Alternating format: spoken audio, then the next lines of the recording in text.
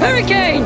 Somehow the animals are always the first to know. As a hurricane approached, people broke into convenience stores and looted supplies. Bart secured Maggie's pacifier with duct tape, while Homer sealed all the doors and windows. When Flanders asked if he wanted to come over to the shelter he had built, Homer declined, not wanting to play third wheel to Flanders and his wife. Oakley dokley. Marge and Lisa returned from grocery shopping, and the entire family immediately hid in the basement. Outside, cars were blown away like paper, and even a death row inmate preparing for execution was swept into the air.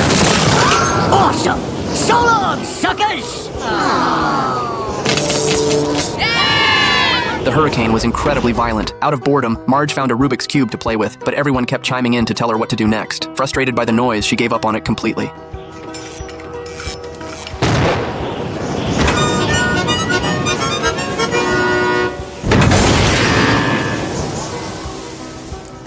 After a while, the wind died down. Thinking it was safe, Homer wanted to go back upstairs. Lisa warned him that it was just the eye of the hurricane, but Homer ignored her and insisted on going into the yard. A bowling alley was still floating in midair, and the hurricane suddenly materialized right behind him. The 300-pound man was nearly blown away, but luckily Marge saved him. Marge immediately fell to her knees to pray, and shortly after, the sun came out. The hurricane had finally passed. He fell for it! Way to go, Marge!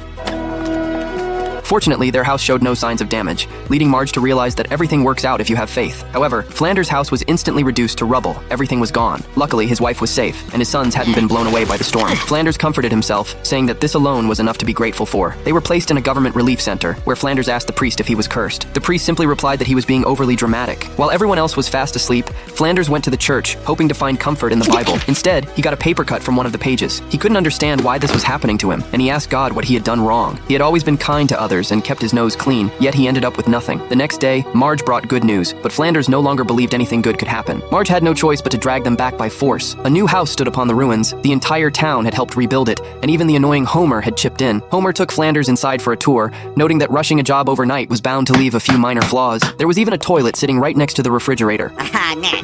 You ever try lugging the toilet up a flight of stairs? When Rod pulled down a crusty poster that Bart had put up, it turned out to be a load-bearing poster. The room doors were completely crooked, and the hallway grew narrower and narrower the further you walked. Come on in! It's your master bedroom! Ow, my nose! Well, I've seen about enough. Homer asked Flanders what he thought of his new home, but with just a gentle push from Homer, the house turned into rubble once again. Flanders couldn't take it anymore.